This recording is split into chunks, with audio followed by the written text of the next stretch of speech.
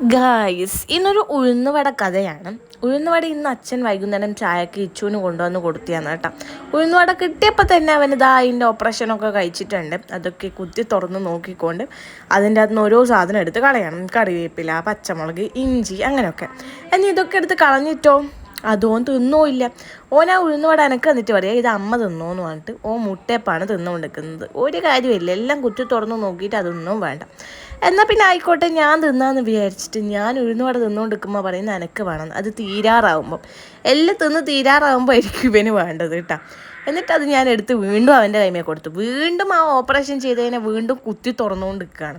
അതിൻ്റെ അകത്ത് വീണ്ടും എന്തെങ്കിലും ഉണ്ടോ, എരിയുന്നുണ്ടോ എന്നൊക്കെ നോക്കി അതെല്ലാം തുറന്ന് നോക്കി ഓക്കെ ആയാൽ മാത്രമേ ഇച്ചു തിന്നുള്ളൂ. പച്ചമുളകൊന്നും ഒന്നുപോലും ഉണ്ടാകാൻ പാടില്ല. ഇതുപോലെ സമൂസക്കും ഉണ്ട് ഗൈസ് ഒരു കഥ. അത് നോക്കിക്കൊണ്ടിരിക്കുമ്പോഴാണ് പുറത്ത് നല്ലൊരു അമ്പിളി മാമനെ കണ്ടത്. പിന്നെ അതിനെ നോക്കി കുറച്ച് സമയം ഇങ്ങനെ നിന്നു. നല്ല രസമുണ്ട് ഇന്ന് കാണാൻ വേണ്ടിയിട്ട്. നേരിട്ട് കാണാൻ ഇതിലും ഭംഗിയാണ് ഗൈസ്.